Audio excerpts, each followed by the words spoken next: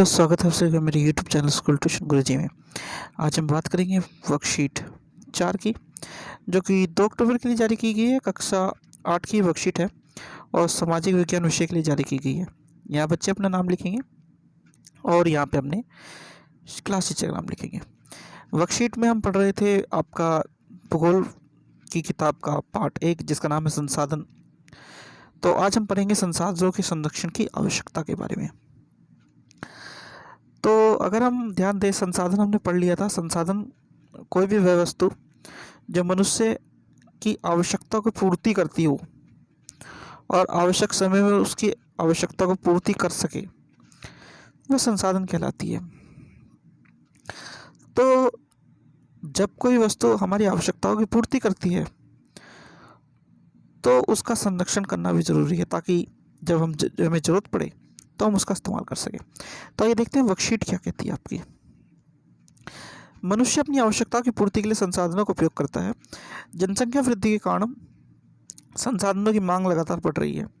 विकास की चाह और लालची प्रवृत्ति के कारण मनुष्य ने संसाधनों का अंधाधुंध किया, जैसे खनन, वन की कटाई आदि। इससे प्राकृतिक एवं वन्य प्राणियों का नाश हुआ। तो क्या कह रहा है कि मनुष्य अपनी आवश्यकता की पूर्ति के लिए संसाधनों का उपयोग करता था, लेकिन धीरे धीरे क्या हुआ, जनसंख्या की वृद्धि हुई और उसने मांग के अनुसार, यानी मांग जो बढ़ रही थी जनसंख्या वृद्धि के कारण, उसके लिए उसने संसाधनों का उपयोग तेज कर दिया। लेकिन क्या हुआ कि कुछ लोग विकास के नाम पर उसका अत्यधिक उपयोग करने लगे और इसके कारण उसका अंधाधुंध उपयोग होने लगा। और इससे क्या हुआ, जैसे कि ज़्यादा खनन करने लगे हम। खनन का मतलब कि अगर हमें किसी जगह से कोयला निकालना है तो पहले कुछ कम निकालते थे तो ज़्यादा निकालना शुरू कर दिया।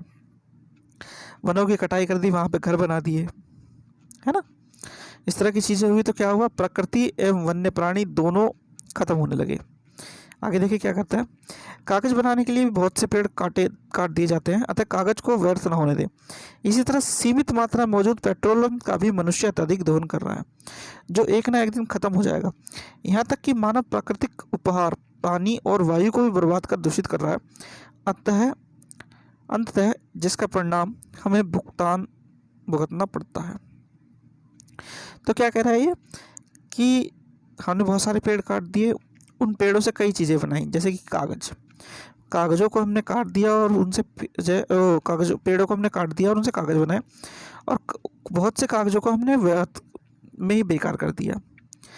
तो हमें क्या करना चाहिए, कागज़ों को हमें सही तरीके से इस्तेमाल करनी चाहिए, व्यर्थ नहीं करना चाहिए।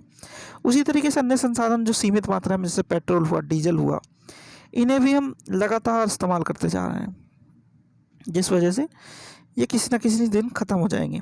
और क्या कर रहे हैं हम, और ये कर रहे हैं हम मानव पानी और वायु दोनों को दूषित कर रहा है। वायु को कैसे कर रहा है, पहले समझ ले। जब हम पेट्रोलियम का अत्यधिक उपयोग कर रहे हैं तो उससे निकलने वाली गैसें वायु को दूषित कर रही हैं, और जो हम खाद या अन्य केमिकल का उपयोग कर रहे हैं तो ज़मीन पे जब वो गिरती हैं तो बारिश के पानी के साथ बह जाता है वो पानी, और नदियों में हमारे घुस जाता है, नदियों से तालाब में, तालाब से नदियों में, और फिर आगे समुद्र में। इस तरह पानी का भी जो है दोहन हो रहा है और एक तरह से बर्बादी भी हो रही है। तो इसका क्या हुआ, इससे जो गलतियाँ होंगी हमारे से, इस तरह की गलतियाँ, उनसे जो प्रकृति में संतुलन बैठेगा और संसाधनों का खात्मा होगा, वो हमारे लिए नुकसानदायक है। आइए देखते हैं आगे क्या कहती है वर्कशीट। तात्पर्य यह है कि अत्यधिक दोहन से प्रकृति का संतुलन बिगड़ने लगा है। यदि यह संतुलन नष्ट हुआ तो मानव का अस्तित्व भी खतरे में पड़ जाएगा। मानव के अस्तित्व एवं प्रकृति के लिए प्राकृतिक संसाधनों का संरक्षण बहुत जरूरी है। अतः हमें संसाधनों का उपयोग प्रकृति को बिना नुकसान पहुंचाए विवेकपूर्ण ढंग से नियोजन के साथ करना चाहिए, ताकि लंबे वक्त हम उसका लाभ उठा सके और भावी पीढ़ी भी उसका उपयोग कर सके। इसे ही हम सतत पोषणीय विकास कहते हैं।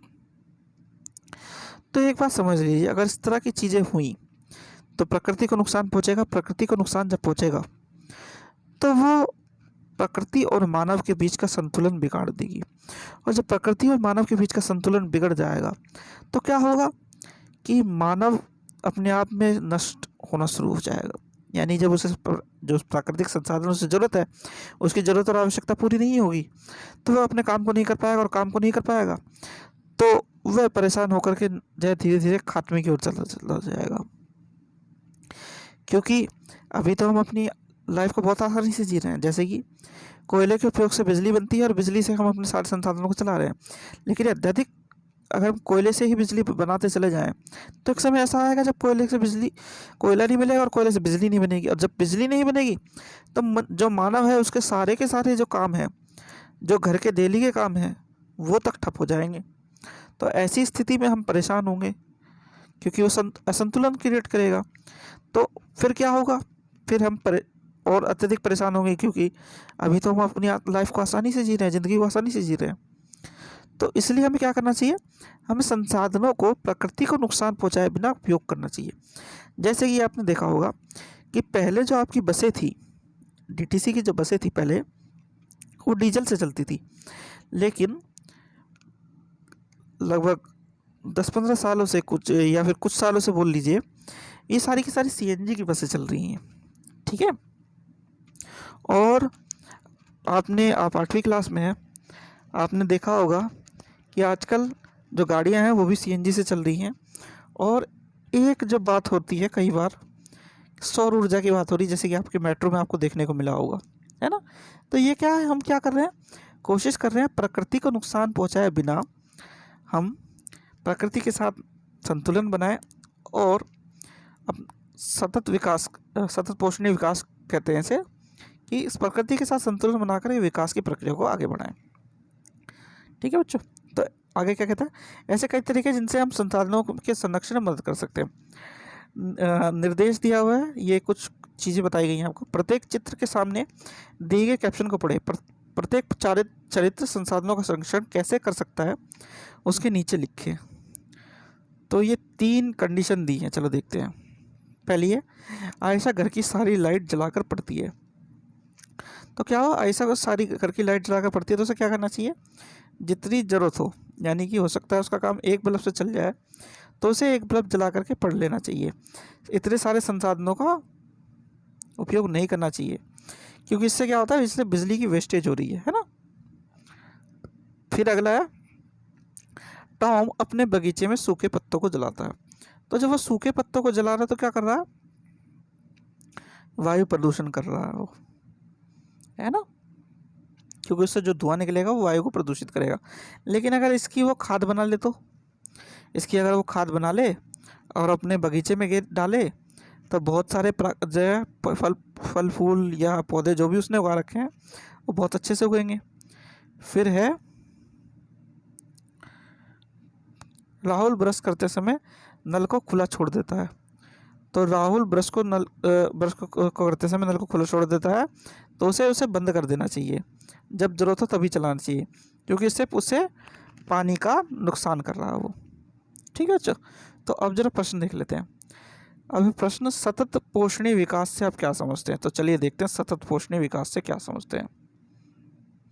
तो क्या, हमें संसाधनों का प्रयोग प्रकृति को बिना नुकसान पहुंचाए विवेकपूर्ण ढंग से नियोजन के साथ करना चाहिए, ताकि लंबे वक्त तक हम इसका लाभ उठा सकें और भावी पीढ़ी इसका उपयोग कर सकें। इसे ही हम सतत पोषणीय विकास कहते हैं। तो ये सतत पोषणीय विकास है। ठीक है बच्चों।